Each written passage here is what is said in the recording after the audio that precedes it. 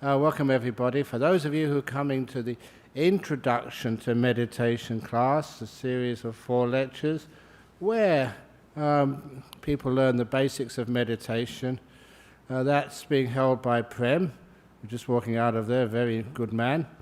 I would go over there myself, but unfortunately I have to sit here and teach others. Is that a good reason? Okay. So anyway, over here, this is for the experts. Are you all experts? Under pressure, okay. It's good enough. The only real difference is over here we sit for meditation a bit longer, usually about 40-45 minutes. And I know when I started meditating, I could only meditate for 20 minutes or so, and even that was sometimes long. But little by little you learn. But in those days, that was actually sitting on the floor and not on chairs. And it's wonderful these days that, that we've had the obvious realization that to sit on chairs is fine. You don't have to sit on the floor, as long as you can sit calmly, peacefully, so you can have a comfortable position. Once you have a comfortable position, then you can still get into deep meditation. I know that people can sit very comfortable on chairs for 45 minutes because every now and again I hear them snoring. So they must be comfortable. And also, don't worry so much if you do fall asleep, because sometimes people do have very, very busy days and they come and sit here, but at least they can be comfortable, they can feel relaxed. And if they feel relaxed and comfortable, that at least means that they can enjoy the benefits of just physical relaxation and later on mental relaxation as well. There's so many benefits of meditation, and of course one of those benefits, I mentioned this last night, is even learning how to sleep properly. I don't mean the posture where you go to sleep, but the fact that you can relax your body and don't stress the body with tightness and tension in the muscles. As you will soon find out when I start guiding this meditation at the beginning, I usually begin by asking people to be aware of the muscles in the feet and in the legs and go right through the body to make sure that everything is at ease. And if you keep doing this, of course you learn about how the body feels. And when you learn how the body feels, you also learn how to relax it. It's one of those things about meditation, that you learn about your body, become sensitive to the body, and you know how to care for your body. One of the examples, I don't know when I last told this story, I just hope it's not last week, but that was the story of one of the monks a long time ago in Perth, who always had a sore back when he was meditating. So he went to see the doctor, and even the doctor gave him a scan of his back. And he announced to this monk, well, I'm sorry, but you've got this congenital defect in your spine. And it's so bad we can't operate or do anything about it. And you're always going to have pain in your back because the spine is just some congenital error in it. And he said, well, I'm a monk. That's like telling a chef not to cook, telling a monk not to meditate. So he said, well, I'm sorry, but there's nothing we can do, said the doctor. But this monk found this wonderful method where he started to become aware of muscles on either side of his spine. Sort of muscles which, each one of us have, but which he learned how to be aware of. And how he became aware of them, for 15 minutes every morning he would take his hand and he would stroke one of those muscles on one side, another 15 minutes from one of the muscles on the other side of his spine, until he could actually feel those muscles without having to touch them. He was just creating that neural connection. And once he became aware of those muscles, the next thing which he was asked to do was learn how to move those muscles. And how do you do that? Trial and error. Once you can become aware of them, then you can know when they move and when they don't move. And that's how he learned how to move them.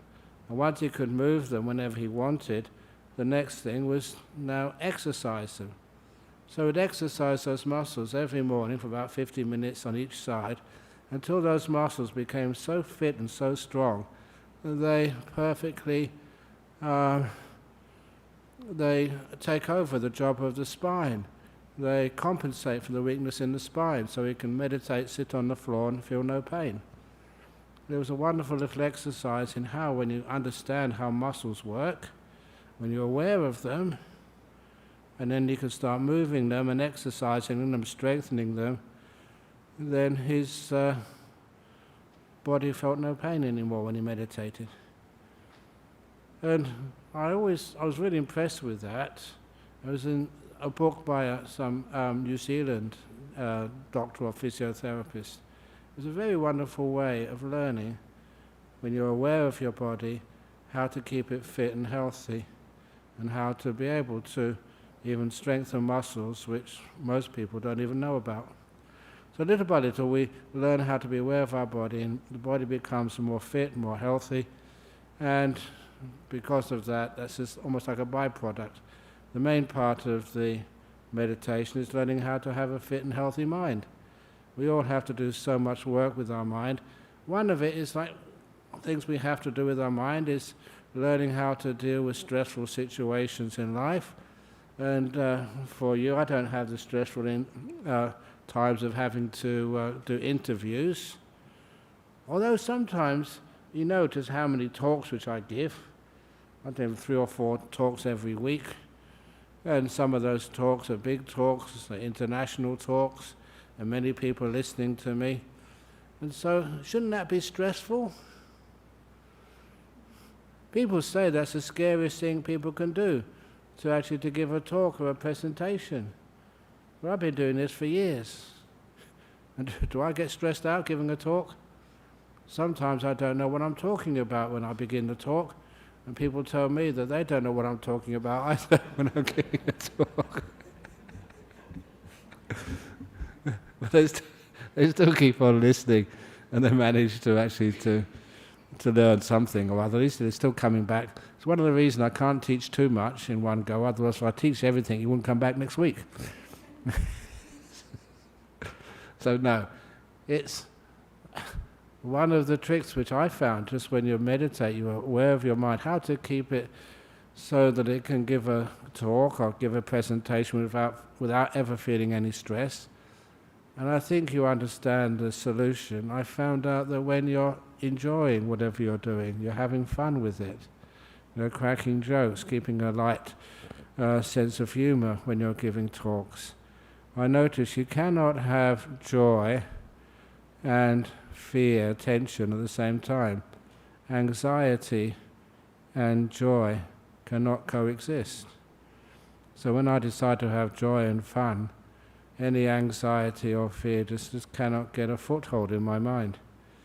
And I found that's very useful, whatever you're doing in life. Even if you're playing some big sports match, make it fun, make it joyful, and then you can't have any fear. And this is one of the reasons why when people are doing exams or something, when your kids are at school, please make it fun. It even got to the point, many of the monks know this, I was a school teacher for 1 year before I became a monk. I was actually the year before I became a monk, was a school teacher. And I had to set exams as well, in maths, I think about year 9s or something. And when I set a maths exam, I was a bit of a rebel, even as a school teacher, so I decided to put a joke in the exam paper. Well, I had to get permission from the principal, the headmaster, first of all. And so I wrote out the exam paper and said, can I put a joke in it? And he had a look, he said, okay, go on, why not? It's only year 9s, it wasn't that important. And so I remember just putting those, because I had to be the invigilator, the teacher sat on the stage making sure no one else cheated. When I had the exam paper upside down on everyone's desk, and when it was the right time, I said, now, please turn over the exam paper. The exam starts now. Please read it carefully, and no talking. If you need a new pencil, just let us know. We'll give you a new pencil. And you could see just all those students, they were all so anxious. You've seen students going into an exam and think, oh my goodness, it's like almost like the end of the world for them. And then they read each question, and they came to the question with the joke on it. And I remember just seeing these little students in front of me, and they looked at the paper. You could see them; they were just really confused. A joke in an exam paper, and then they looked up at me, the invigilator, and had a big smile on my face. And so they smiled too, and they giggled and said, "Oh, be quiet and come in." But what it did, it took away their anxiety. They got to know me over the years, so they understood. It took away their anxiety. They knew this exam paper was set by their teacher or friend, and so they did really well. It's an interesting way of overcoming fear, having some fun. And so that's simple things which you learn. And I mentioned this last night, but it was also the sort of things which you learn from life, which I don't know why more people don't teach you. It was, when I was at university, I got talked into joining the boat club, and that was really hard work. Rowing in an 8 on the river. And one time the coach was on the towpath on his bicycle, just giving us instructions during a race, and he shouted out my name and said, "You're making an ugly face. Smile," he shouted at me. And I did that. I smiled instead of making an ugly. It was really hard work. And as soon as I smiled and changed my position of my mouth, I had so much more energy. I could pull that oar with more force, and it didn't hurt so much. I never expected that at all. But when you are negative to what you're doing, and you could see that with the grimace on the face, that made it harder. When I started smiling, it was so much easier. I think I said that last night, But anyway, this is just little things you learn about the interface between the mind and the body. And if you have a lot of hard work to do, say you're doing some gardening, or it's very, very hot outside like it was today, or is today, then if you can smile, it's not as hot. Try it out when you go home. You can grimace, look at your facial features, and then change them to a smile, and you find it's much easier. So those are little things which we learn from meditation. Even these days, I say the most important posture, or part of the posture, you can sit on a chair, you can sit on the floor, I don't care, but the most important part of your posture is your mouth. If you have a smile on the face, that does change the meditation. It makes it easier. Check it out and find out. So these are little things which you learn. And not only that, I always say if you're having some operation, well, you can't operation, you're unconscious, but if you're having some procedure at the hospital or whatever, smiling makes it much easier. The only time it doesn't make it easier is when you go to the dentist. When you go to the dentist, you can't smile because the dentist's got all these instruments inside your mouth. But nevertheless, I think you understand what I mean. Okay, so that's a little introduction. I'm not quite sure what introduction it was, but nevertheless, there it was. So now we can actually start the meditation. Just say again, as I usually have to, anyone coming here for the first time who's coming to the introduction to meditation class, that's being held in the room to my right, under Prem. But right here we're going to sit reasonably still for 45 minutes until 4 o'clock, and then it's question time. And it'd be lovely to have some questions from the audience here as well, because sometimes I feel I'm neglecting you when all the questions come from overseas and the people who actually make the effort to actually come here don't get a say. But please, if you have a question, please keep it until 4 o'clock, and then we can answer them as best we possibly can. But right now, here we go with a guided meditation for 45 minutes. So first of all, please get your posture right.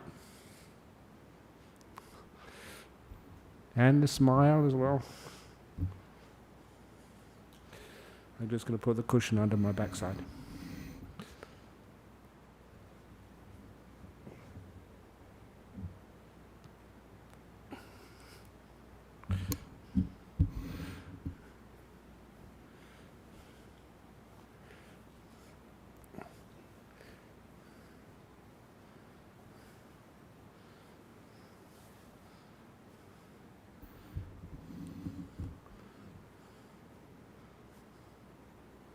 Very good.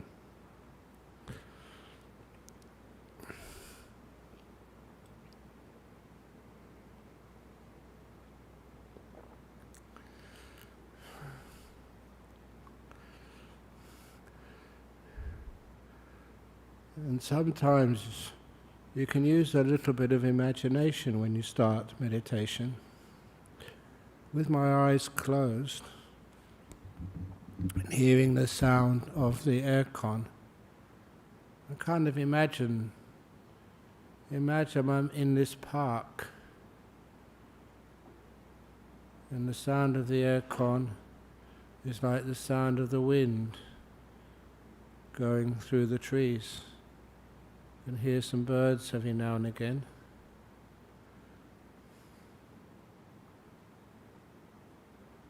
Well, it's calm and it's safe. Safety is important, the feeling of safety. There's nothing which can harm you. You're kind of protected here. That means you feel confident with your eyes closed. And it means you don't have to tense up in a gesture of safety. You can let go. And you're perfectly okay. Just like many of you came in a car. Those of you who did come in a car, you've parked it by the side of the road, locked it up, made sure everything is secure, all the windows closed. So it does mean it's safe. And when you know that your vehicle is safe, you can leave it alone without any fear. And that's like our body. If we want to go into deep meditation, we have to somehow park our car, our body, make sure it's safe, and then be able to walk away without any care at all, knowing that when the meditation is over, we can come back into our body and everything is fine. The feeling of safety is important. And so to help that, just make sure that your legs are nicely relaxed. If you want to go through the full body sweep, which I just love doing, even though I've done it more times than you have ever done it, probably. I just go through my body, starting with even my toes. Good job, because I've got one of the toes was squashed under the knee. I'll make sure they're all as comfortable as possible. Every toe.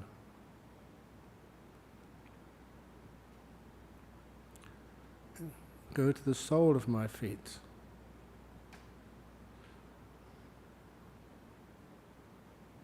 I can feel sensations there. And they're all calm and at ease.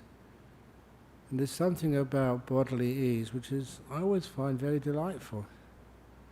It's a kind of subtle pleasure which many people just pass over, they don't notice it.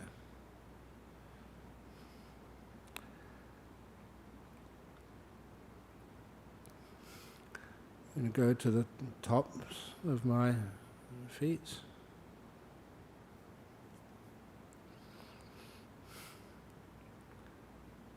The ankles,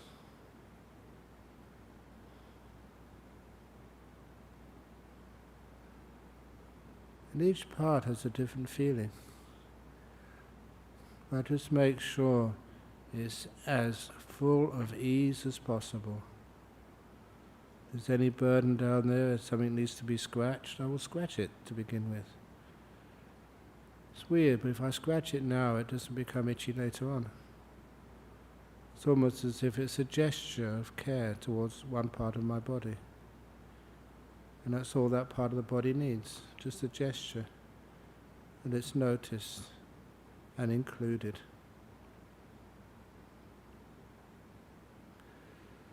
And I go to my lower legs.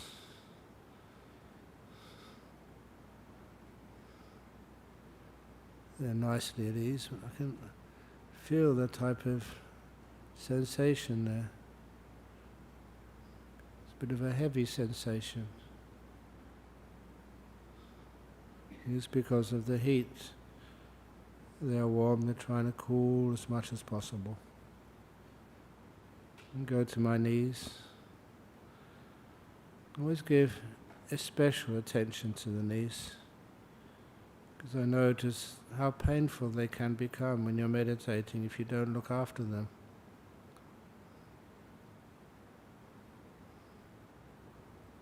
So I give them this beautiful blast of kindness at the beginning of the meditation.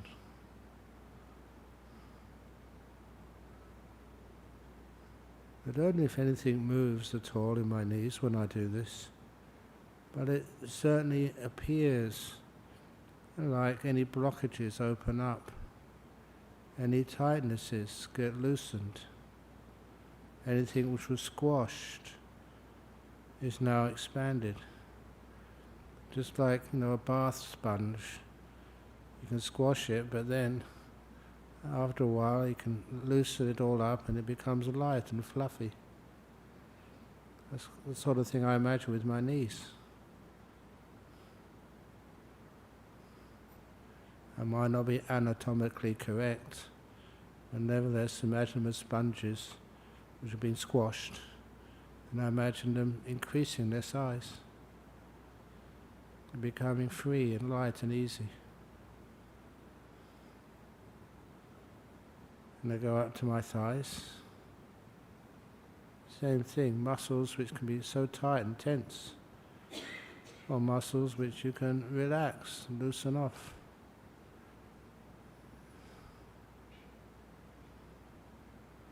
And then to my butt. I feel there's a lot of pressure there as usual. But I know that when I just check out that it's evenly spread, and my posture is balanced, then I know that those feelings will soon disappear. They disappear every time, just about.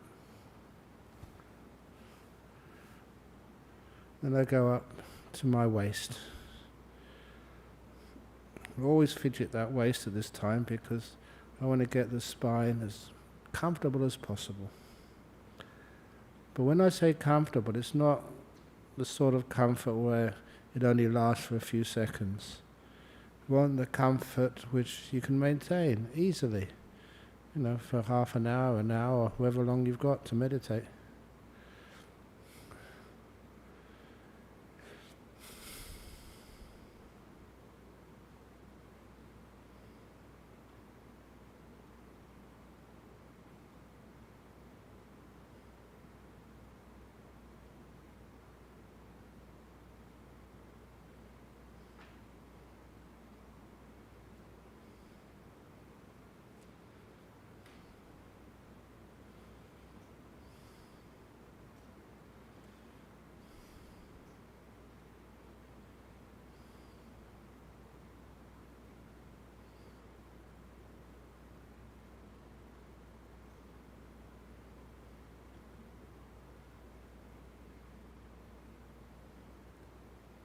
And having made sure the waist feels good and my back is straightened out, just go inside the body, from the bottom of the torso right to the very top. I kind of like this because you get so many different feelings as you sweep your attention up your body. At the bottom of the body is mostly the digestive system, which I'm aware of. I want to try and relax that as much as I can.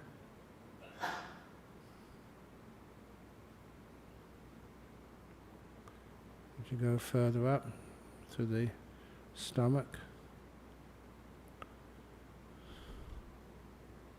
and the lungs. It's nice, you don't need, metabolism is already declining because of you're not really being that active. So your lungs don't need to breathe deeply. It's just like an engine which is just purring rather than running around very fast. It doesn't need to consume so much fuel.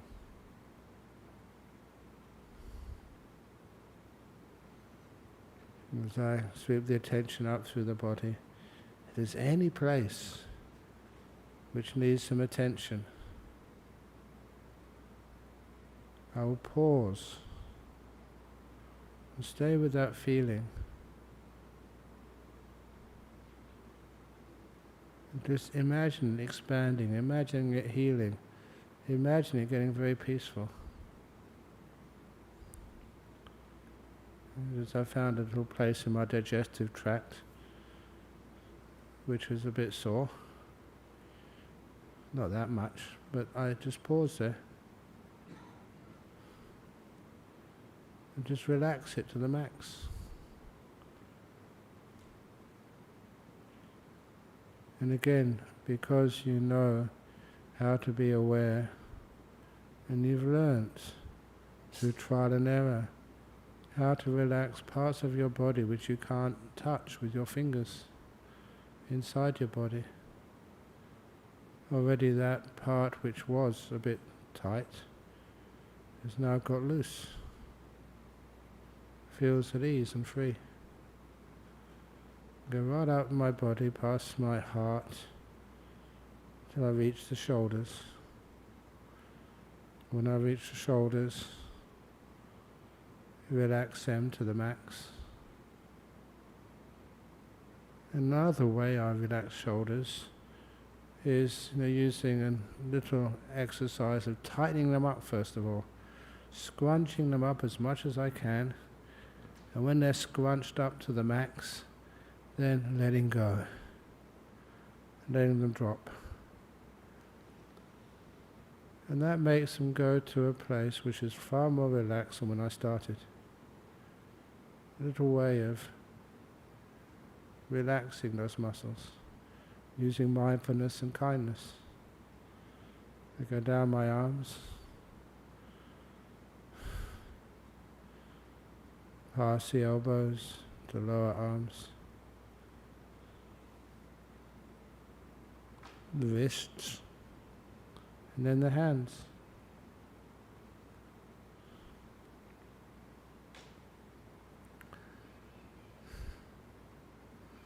When you get to the hands, making sure those fingers are in a good position, a happy position.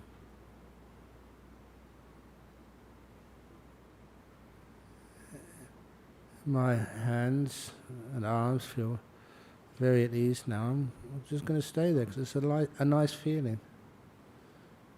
And I'm not afraid of enjoying the benefits of meditative relaxation. So I find out once I notice the delight, the happiness of those states of relaxation, you get more relaxed. So the relaxation goes really deep.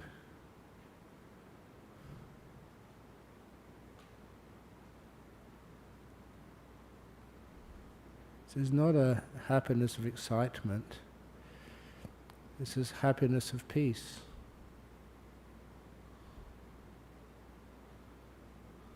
And I go back up to my shoulders and my neck, making sure my head is well balanced on top of the neck.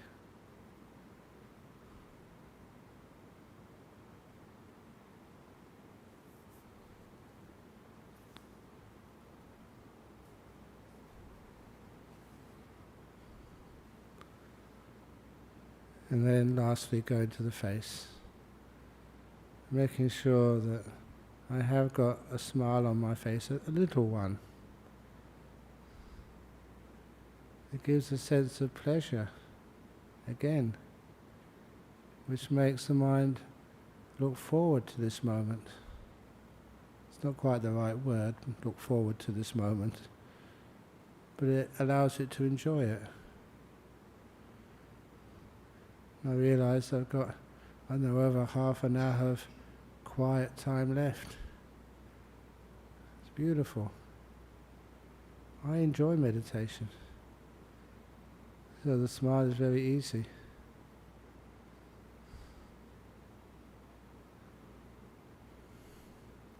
And that smile loosens up the features in the rest of the body.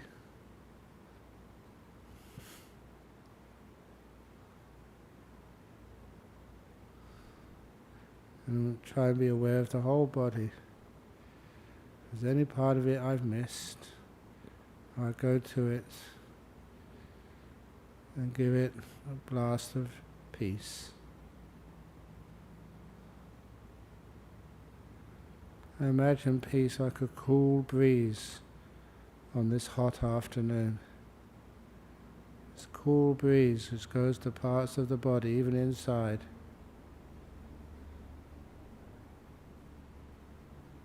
And brings a sense of ease and comfort.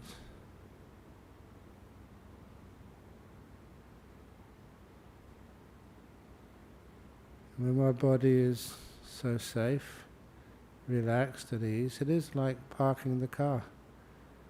You know it's perfectly safe, you don't have to worry about it at all. So you can walk away for the rest of the meditation period and enjoy the peace of the mind.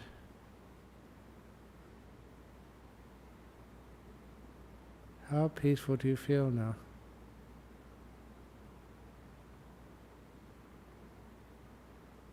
As I said last week, that sometimes it's great to be able to notice the silence, the emptiness, the peace.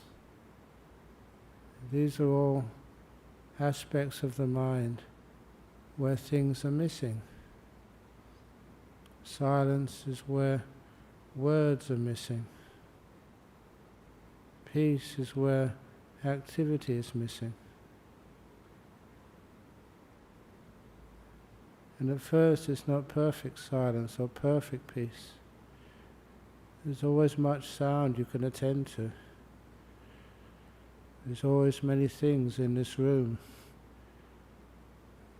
But the emptiness, the space in this room, the space between the ceiling and the floor, between people, is always greater.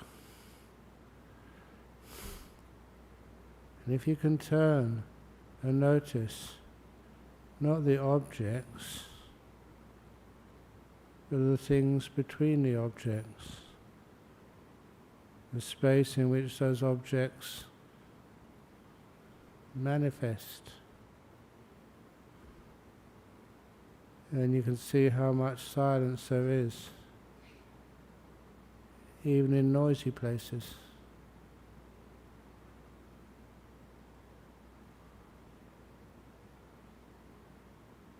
The thing with silence, silence only exists in this present moment. It's a very fast shortcut to go into this moment, let the past and future go, and let the restless mind calm down in silence.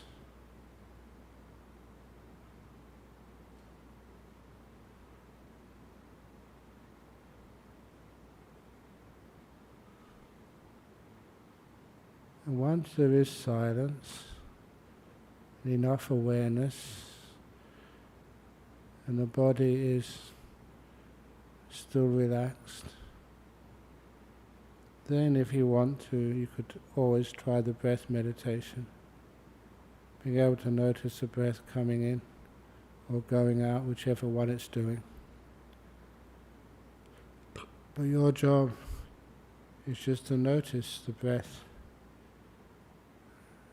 not to decide to make it go in or stop going in or start going out. Just one of those things inside which is always there. You just notice it naturally.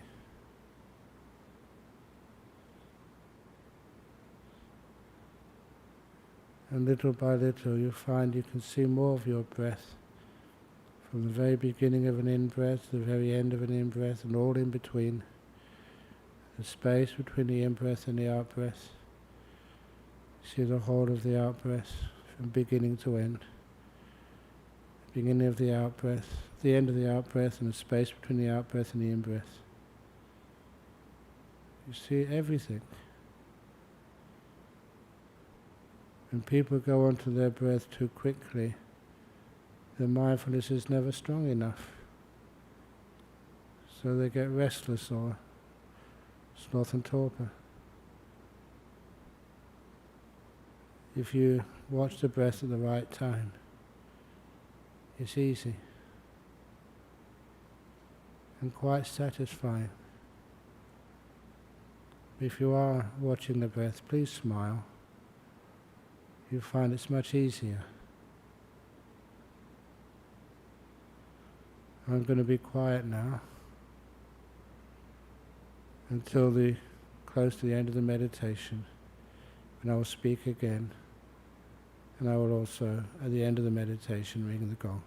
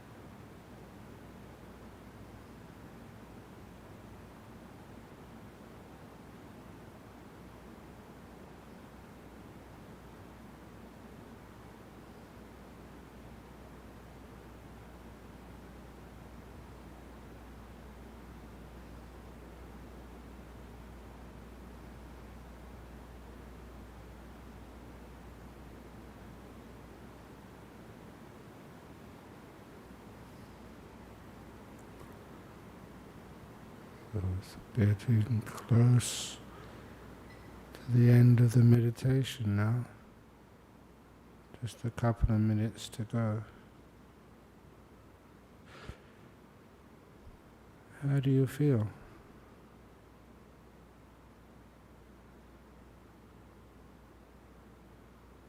What's it like inside and what disappeared?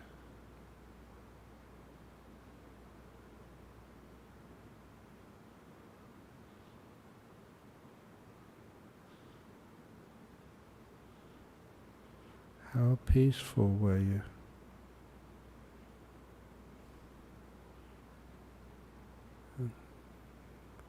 Could you notice the joy, the delight of a still mind?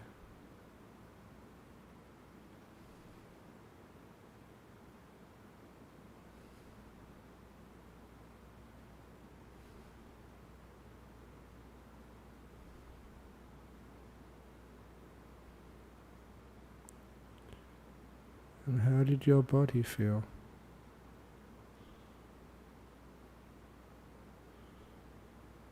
Sitting here,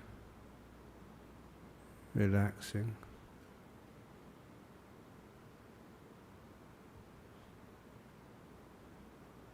How does your body feel now?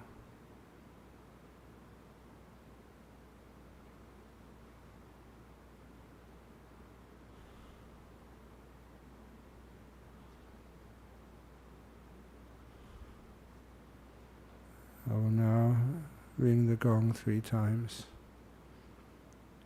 Please listen to every sound of the gong, and only when the 3rd ringing of the gong starts to fade away, only then open your eyes.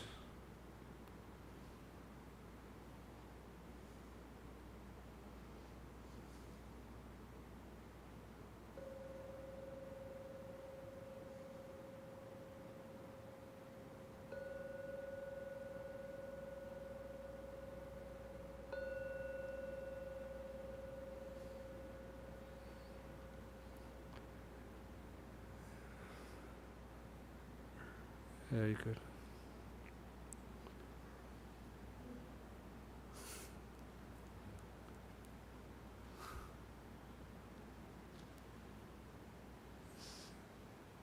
So, are there any questions from the audience in front of me right now? I know one of the reasons it's hard to get those questions because you've been calm and peaceful, and it takes a while for the brain to get moving again. It's like when you park the car, the engine is cold. Anyway, there's a few questions here just to begin with.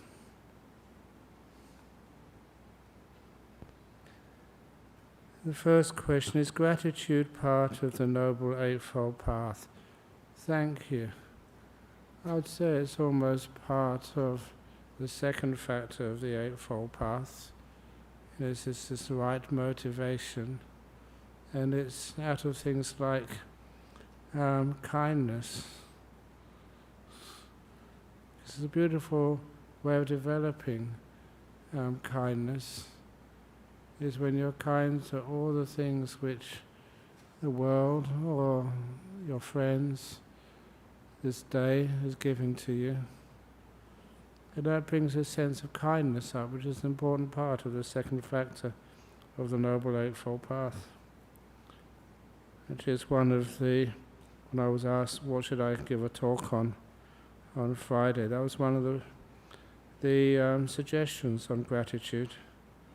It creates a sort of beautiful inspiration inside your mind when we're not looking at the faults, in our practice or in our life or in our own body, the sicknesses.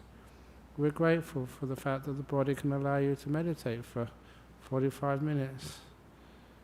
Grateful you have a place where you can meditate. Grateful you have a job or you've got a country which will give you some sort of pension, so at least you can actually have enough food to eat and enough place to be safe. And the gratitude takes away the negativity. And when you get rid of the negativity, it's much easier to actually find that smile on your face, which creates the joy, which powers the meditation. The next question from Russia. How to make my sitting sessions longer? How to meditate more? As long as you enjoy what you're doing, then of course it's easy to meditate more. First of all, to make sure you've got a comfortable posture. So, if you're getting old, you can sit on chairs. If noise disturbs you, try and find a quiet place in your house. Even get little earplugs for your ears in case you're disturbed by noise. If you're a senior monk, build a cave in the back. So that's really nice. It makes it easy to sit long because it's comfortable there. And when you start to enjoy the meditation, sometimes it's hard to come out of the meditation. It's one thing which I've told all of the monks. If it's some big ceremony, or it is even just things like lunch, if you're having a good meditation, for goodness sake, just carry on meditating. You can have lunch any day, but good meditation, when it happens, just go for it and just enjoy it to the max. And that means that the sessions do get longer, not all the time. You don't do long sits because you want to, or because you're trying to, as they say, beat your personal best. There's nothing about ego. It's just you feel like you want to sit a long time. And so many people have told me that there are times you're just meditating there and you're perfectly still, peaceful, happy. You really are aware. And when you come out of meditations, you look at the clock and think, the clock must be wrong. It's 2 or 3 hours. But it's not because you aim to do that, it just happens. You're peaceful. So marvelous, and you enjoy it to the max. It becomes natural. From Eiko in Germany.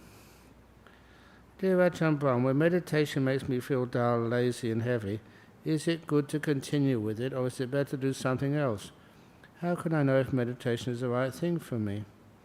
Usually you may be dull, lazy, or the meditation feels heavy because you're trying too hard. If you learn to relax more, yes, sometimes you can feel dull to start off with, but usually the meditation just regenerates the energy.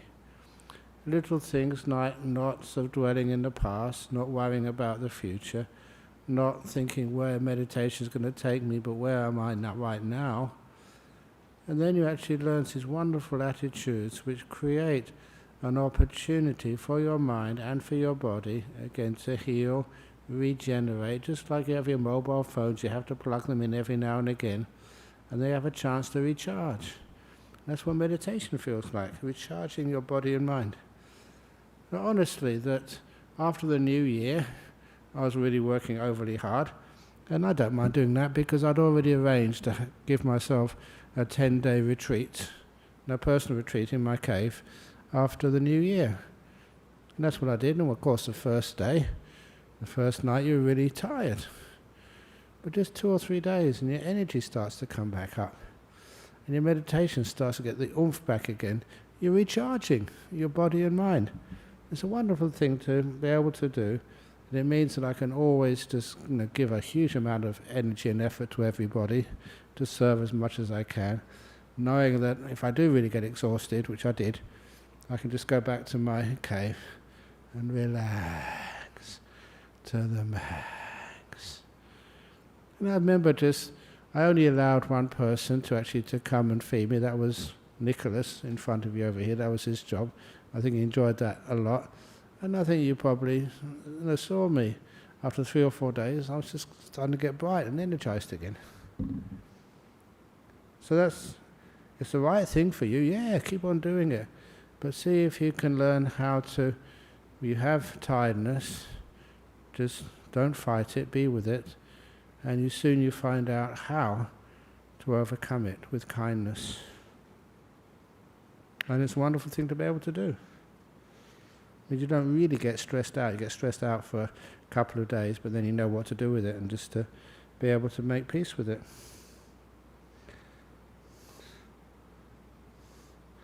And one from the United States, Ajahn Brahm. I feel agitated, and thus I feel being more unkind to others. I feel it is because of uncertainty and confusion. How can I be more resilient and forgive myself and others? You know how it's good to put there, forgive yourself and others. When you find it's not a personal problem, it's just what everybody experiences from time to time. And when you don't personalize it and own it as a personal problem, you realize this is part of life. You find you can forgive it. Just like I was saying, if anybody falls asleep when they're meditating, please have a good sleep. If you're snoring, don't worry, don't wake them up if they're sitting next to you and give them a nudge in the shoulder to wake them up. Please be kind to them. Let them just have a few minutes or half an hour or whatever of softness, kindness. And then you find that when you feel tired or go to sleep in the meditation hall, they'll do the same for you. They won't be so harsh on you. And so when you can identify with the problems of others, you're not unkind to them. It's like being unkind to yourself. If you say a stupid word, you know other people say stupid words as well. We've all made the same mistake from time to time. It's just that different people are doing the mistake and somebody's receiving it. So that means you don't identify it as a personal problem. And because of that, it means you don't need to be cruel to yourself or cruel to others. Now the next question. This is someone from Canada, and their name over here, I just can't pronounce this. Can you pronounce this one?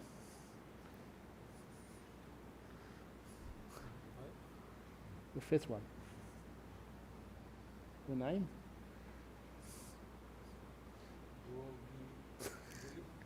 Googly. Googly. That's good enough. No, it's good enough, yeah.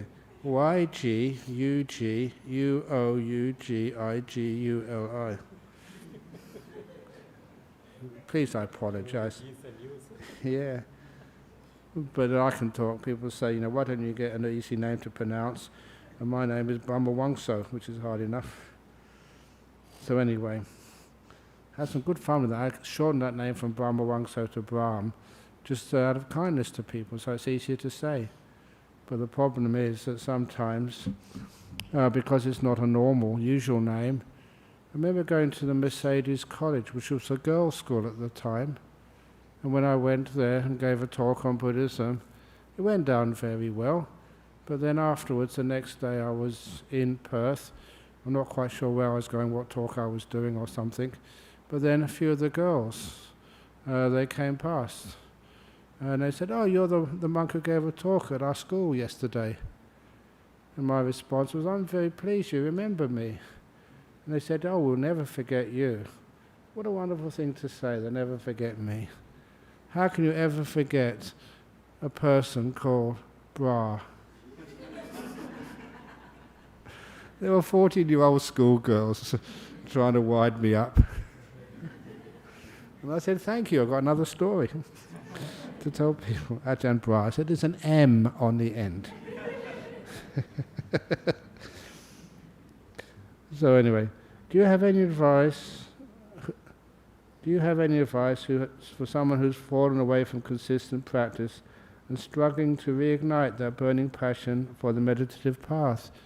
Yeah, if you can meditate in a group, they really help. And you talk, that everybody has that experience. And I put my hand up too when I was a lay person. That time I was sitting with somebody, it was a Frenchman, that's all I can remember, having a cup of coffee somewhere. And I was telling them that I used to meditate a lot, but I wasn't meditating that much these days. I said that to them, and it was true. And they said, "Why?" I said, "Well, I thought it's not getting anywhere." And that's when he told me, said at the end of every meditation, spend 2 or 3 minutes just having a reflection on just what's happened after that half an hour of meditation or 45 minutes of meditation. Do you feel more peaceful? Do you feel more relaxed in your body? And That's where that little piece of advice, which I give every time I teach meditation, that's where that came from. Before I'd meditate and the gong would go and I'd get up and do something else. I would never really spend a few moments to appreciate what it was doing for me. It was doing a huge amount, I just wasn't looking. And after that I found, wow, meditation does work. I know one of my meditation teachers years ago said there's no such thing as a bad meditation. I thought maybe for you, but for me, it's different. He was right. What I thought was a bad meditation, even that was much better than not meditating at all. Even that I could see some really nice results from it. I was more peaceful, more relaxed. So over the years you find out that every one of your meditations, even if you are restless, that you can still get so much benefit out of it. And those are just the ordinary meditations. When you have a really good meditation, wow, that just really makes your whole week, or even lifetime. So, falling away from consistent practices, the two things: get a peer group, and number two, just for yourself, just before you open your eyes, just ask yourself, what has this meditation done over the last 15 minutes, half an hour, 45 minutes or whatever? Do I feel any different? You always can feel some very clear differences. And if you can't, ask your partner. I don't know how many times those stories of like when I used to do these Armadale group meditations, and the woman would come up and said, this was on a Tuesday night. He said, I never felt like coming this evening, she would say. This isn't just not one woman, it's about 3 or 4 said the same thing to me. I said, I never felt like coming tonight, just had a busy day at work, and I made the tea or the dinner for my kids. And they said, Mummy, you going to meditation? I said, no, I feel too tired. Mummy, you must go to meditation. But I don't feel like it. Mummy, go to meditation. Why? Said the kids. Why? Said the mother, to the kids. And the kids replied, because, Mummy, when you come back from meditation, you are a much nicer mummy. Ask your kids. 2 kids in front of me now. Is your mummy a nicer mummy when she's meditated? The answer, I'm sure, is yes. A nicer daddy too. So, all meditation works. So any questions, again, from my audience here?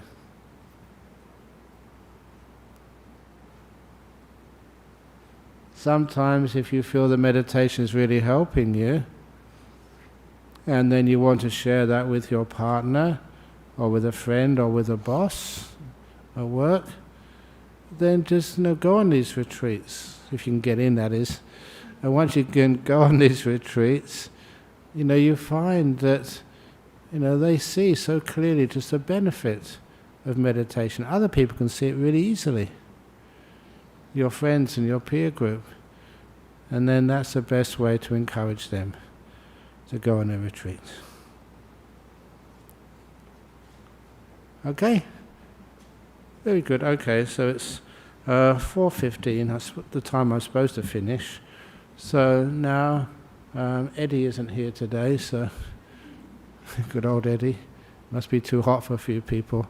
So nevertheless, we can now pay our respects to the Buddha, Dhamma and Sangha, and then if you need to ask some questions personally, I'll be sitting up here for a little bit longer.